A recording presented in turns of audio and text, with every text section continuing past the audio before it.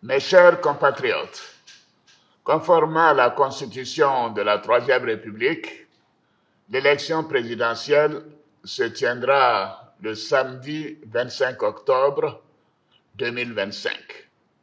Ce scrutin sera l'occasion de confirmer une fois de plus la force de nos institutions et l'enracinement de notre démocratie. Comme je l'ai indiqué à plusieurs reprises, toutes les dispositions ont été prises pour que les élections soient apaisées, démocratiques et transparentes. Je voudrais à nouveau vous rassurer que nous mettons tout en œuvre pour maintenir le climat de paix, de stabilité et de sécurité que connaît notre pays depuis plusieurs années. Mes chers compatriotes, depuis plusieurs mois, je reçois de nombreux appels de nos compatriotes concernant ma candidature à l'élection présidentielle. Des femmes et des jeunes de toutes les régions de Côte d'Ivoire, des anonymes dans nos quartiers, dans nos villes et nos villages.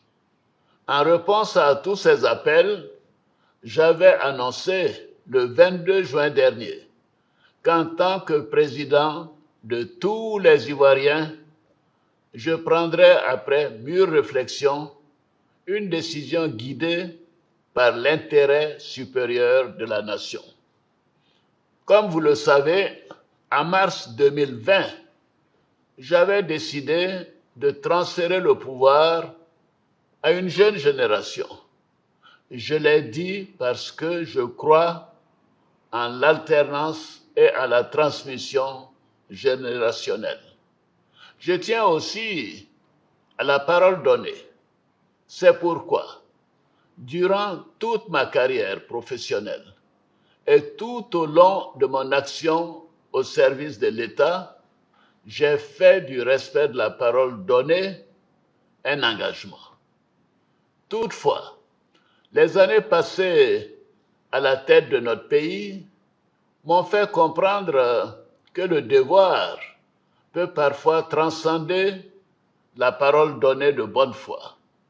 En effet, à l'occasion de ma prestation de serment, j'ai pris l'engagement de servir la Côte d'Ivoire, de la protéger, de veiller à l'unité nationale, à l'intégrité du territoire et de travailler